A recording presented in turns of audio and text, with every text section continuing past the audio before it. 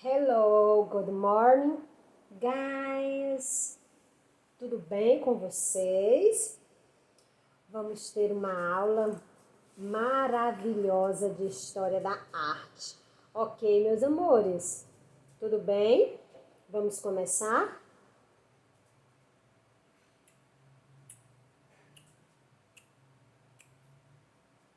Ops.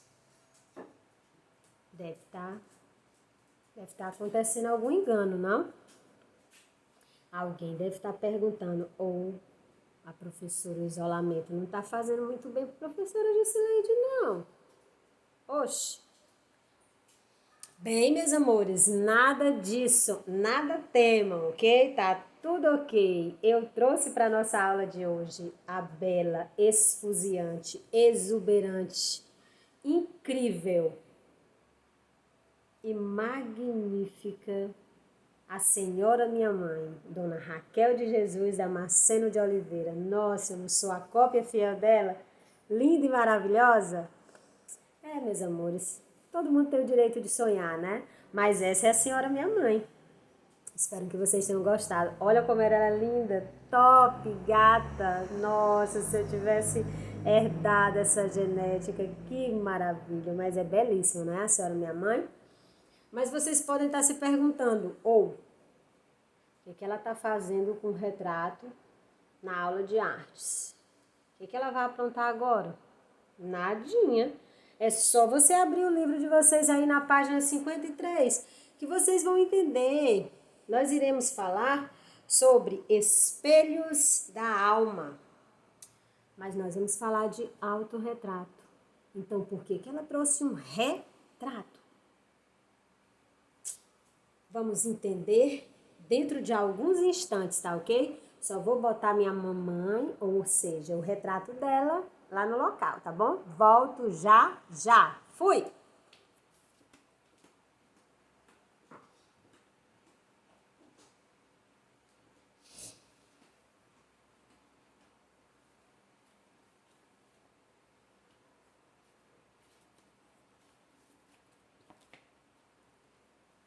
Tcharam!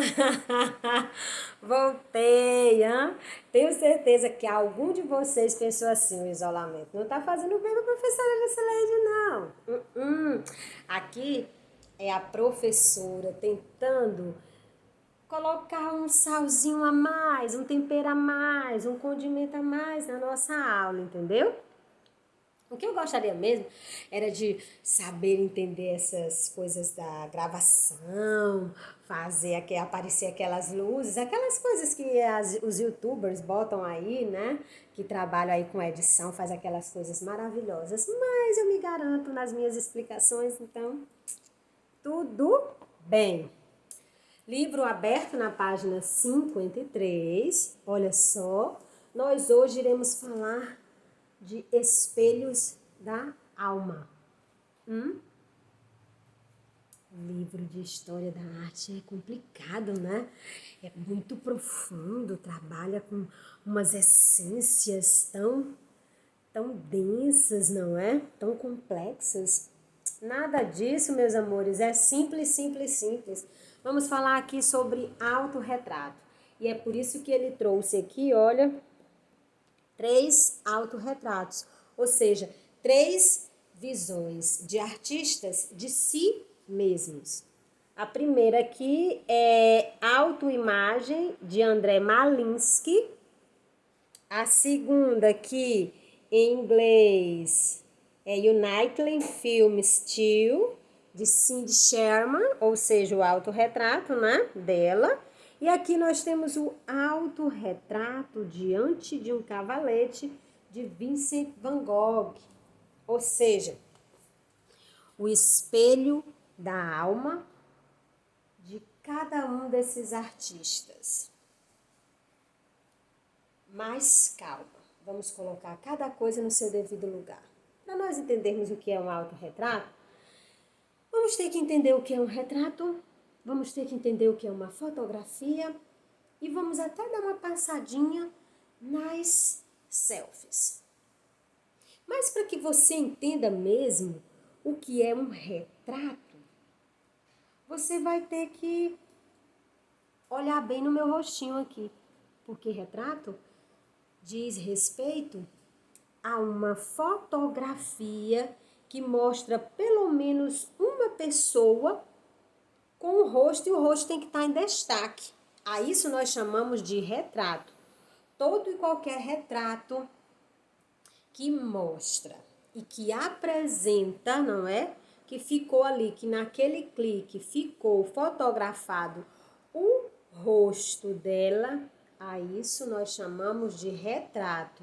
Já uma fotografia, por exemplo, uma fotografia de uma paisagem, pessoas andando de costas, de mãos dadas em uma fotografia. Ali não podemos chamar de retrato. Por exemplo, se eu clicasse agora e ficasse aqui fotografado aqui numa fotografia, minha mão e o mural que eu fiz, nós poderíamos chamar isso de fotografia, mas não poderíamos chamar de retrato. Por quê? Porque não estaria sendo mostrado nenhuma parte do meu rosto. Se estivesse aparecendo pelo menos uma parte do meu rosto aqui, olha só, pelo menos uma parte, poderíamos chamar de retrato. Mas como não está aparecendo absolutamente nada de rosto, nem pelo menos com uma pessoa em destaque, e o rosto dela estivesse em destaque, aí nós poderíamos chamar de retrato. Mas como não está aparecendo, então é uma fotografia. Deu para entender? A partir de agora, será se dá para entender o que é uma fotografia de um retrato? O retrato precisa ter um rosto em destaque, por isso que eu trouxe ali a belíssima Dona Raquel, viu? Que rosto lindo que minha mãe tem. Aquele retrato ali eu guardo como se fosse assim um prêmio acumulado de 300 anos na Mega Sena, certo? Que ali tem o rostinho dela, ali é um retrato, tá ok? Isso aqui, olha só, se eu clicasse aqui e eternizasse essa imagem, seria apenas uma fotografia, não tem nenhum rosto em destaque, ou pelo menos uma parte do rosto. Então, agora vocês entenderam a diferença entre fotografia e retrato? Ok, já sei o que é um retrato. Já sei o que é uma fotografia. Então, agora acho que eu estou preparado para entender e absorver a densidade de um autorretrato. Se eu fosse fazer um autorretrato meu, como seria esse autorretrato? Vamos entender voltando novamente para as nossas imagens. Olha aqui. O autorretrato, vamos para o autorretrato de André Malinsky. Gente, amores, vida do meu coração, eu não disse para vocês que retrato tem a ver com rosto, mas o Malinsky aqui botou tantos rostos. Mas vocês percebem que são os rostos? É o rosto dele nas mais variadas cores, nas mais variadas. A forma é a mesma, mas perceba que ele faz inúmeras brincadeiras. Vermelho, verde, vocês observem aí no livro de vocês. Um rosto com vários rostos, rosto riscado, rosto pintado de azul, com várias imagens, folhas absolutamente vermelhos, apresentando aqui várias cores. Por que que Malinsky fez o seu autorretrato baseado em várias imagens de um único retrato dele, com várias cores, com vários formatos? Por quê? Porque o autorretrato, meus amores, está ligado com o meu eu dentro de mim, a minha essência. O autorretrato é a essência do artista. Quando um retratista procura descrever o seu aspecto, o seu caráter, revelando o que captou mais profundo do seu ser, ele está colocando ali um autorretrato. É a visão que ele tem dele mesmo, como ele se vê. Ali não tem nada a ver com o retrato que foi fotografado do rosto, a parte física do rosto de Malinsky.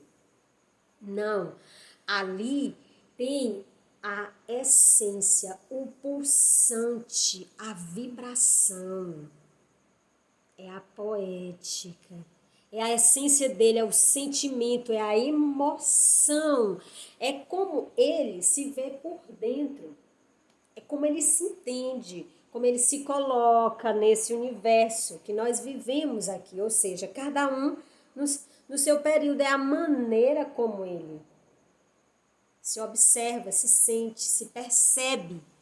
É como ele se vê. A isso nós chamamos de autorretrato. Olha só aqui, como nós podemos ver de Cindy Sherman. Aqui vocês podem dizer assim, yes, agora eu peguei ela no pulo do gato. Porque aqui é simplesmente um retrato. Será? Olha bem dentro na profundidade desse olhar. Olha, é uma pintura, ela pintou tão próximo de uma fotografia, mas dá uma olhada na profundidade desse olhar. Percebe esses ombros? Percebe, olha só, aqui ela está mostrando uma característica bem marcante dela, a capacidade que ela tem de observar. Perceba que ela está sentada, ou melhor, ela não está sentada, ela está agachada, inteiramente voltada para o seu lado, para o nosso lado esquerdo aqui. Ela está inteiramente voltada para o lado esquerdo. Mas dá uma observada nos pés dela, ela está descalça e ela está se apoiando, mas o olhar dela fixou para uma outra direção. Isso já mostrando uma capacidade dela, uma característica dela bem marcante. Observadora, tão sensível para observar que não importa na posição em que ela esteja, a visão dela, a maneira de ver, como ela enxerga, ver as coisas, vai fazer com que ela, não é, tenha aquele olhos de águia que se volta inteiramente para o objeto que atraiu a atenção dela. Então aqui tem uma característica bem marcante. Perceba que ela não se preocupou em deixar, não é naquela maneira clássica, aquele cabelo muito bem elaborado. Não, aqui percebam que ela tá tal qual ela realmente se vê. É aquela coisa de você olhar para o espelho e ver a imagem, mas você vê além dela. Vamos cair aqui no dia que nós estamos, no momento em que nós estamos vivendo hoje. Tá todo mundo dentro de casa fazendo muita coisa, mas também está se autoconhecendo. Ou seja, tá mergulhando, tá passeando dentro de si mesmo. Tá fazendo um turismo, um tour, comprou um pacote turístico, ou seja, não. O pacote turístico caiu nas mãos de cada um de nós e é uma passagem de ida e volta para dentro do nosso próprio eu. E aí você está conhecendo o quanto você é impaciente, o quanto você é ansiosa, o quanto você é frágil, o quanto você é egoísta. O quanto nós somos egoístas, o quanto está dentro na nossa pele, ficar dentro de casa. O quanto é ruim pensar no outro, não é? Do ponto de vista de que agora eu não posso mais sair porque a minha saída vai agravar a vida do outro. Vai agravar a minha vida? Yes. mas vai agravar a vida do outro. Então, eu sou um ser hoje absolutamente egoísta, individual, que estou sendo obrigado a pensar coletivamente. Dói. Autoconhecimento é bem denso, mas é bom quando você faz assim, quando você voltar, quando nós voltarmos desse passeio, né, essa nossa viagem por dentro de nós mesmos, certamente seremos imensamente melhores do que somos hoje. Tá ok, meus amores? Vamos avançar, vamos para a página 54. Olha o autorretrato à luz de velas de Fernando Manea. Fernando Manea. Olha o autorretrato dele. Uma pessoa nas sombras, não é? É a visão bem densa e profunda. Veja só o bacana e o interessante dessa fotografia. Vocês estão observando direitinho? Gente, isso aqui, sabe o que é? É um desenho feito a pincel, mas observa Jesus Cristo. São disquetes. Como é que ele se entende nesse mundo high-tech? Observem e agora acompanhem comigo aqui a leitura que eu farei. Na história da arte, temos muitos exemplos de autorretratos. Cada artista busca revelar detalhes de sua identidade e personalidade, indicar pistas de seus mistérios. Uns utilizam linguagens como a pintura, a gravura, o desenho, a fotografia, entre outras possibilidades. Há autorretratos que mostram apenas o rosto, outros podem apresentar toda a figura do artista. E aqui eu preciso explicar para vocês.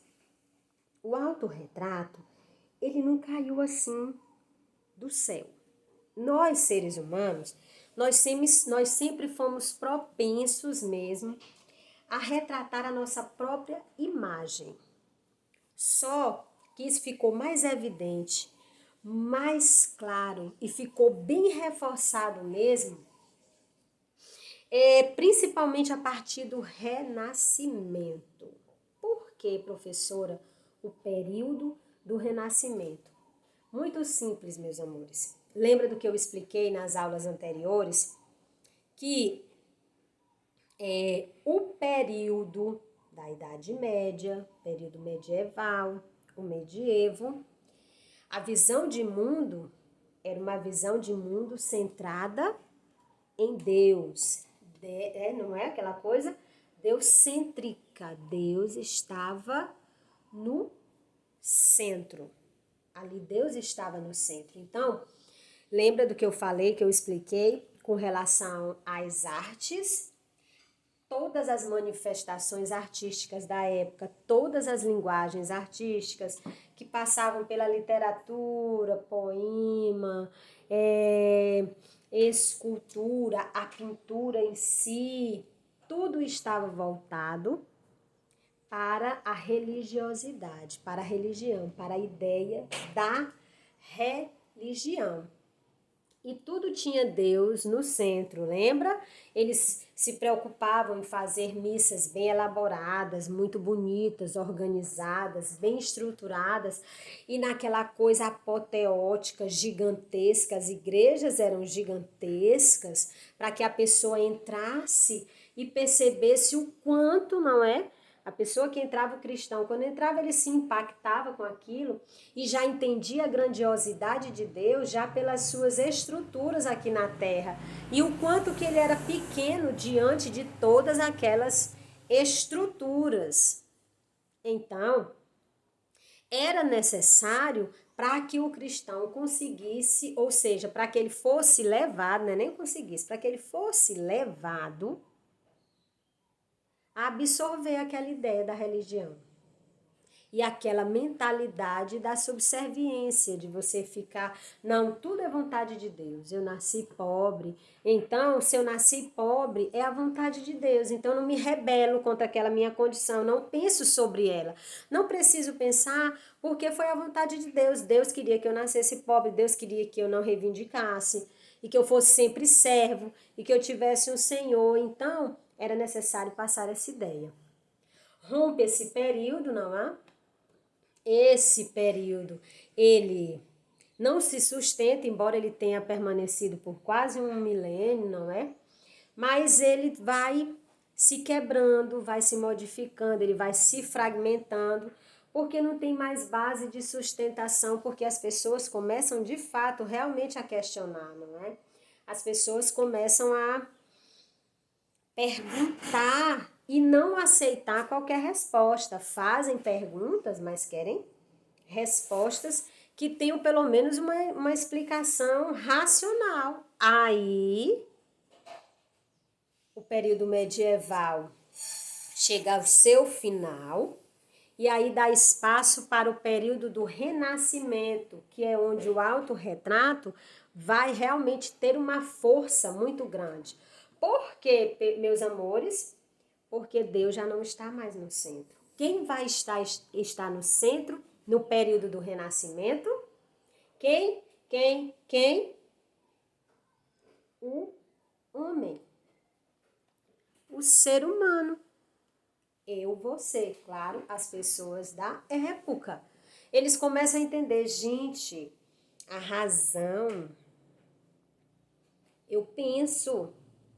Se eu estou pensando aqui, é minha mente. Se a minha mente está dentro do meu corpo, faz parte de mim. Então, se eu consigo encontrar explicações racionais, então eu tenho uma força aqui, eu tenho uma presença marcante, eu existo. Então, tira-se Deus do centro, coloca-se o homem no centro. E aí o homem passa a ser o centro e o autorretrato, lembra que eu falei lá no início, nós temos uma propensão, nós temos uma tendência muito grande, é uma tendência do homem retratar a si mesmo, então isso ganha muita força, porque eu não preciso mais, os artistas não precisavam mais estar preocupados em manter viva e sempre acesa a ideia da religião, de Deus, salvação, os santos. Então, não havia mais essa necessidade.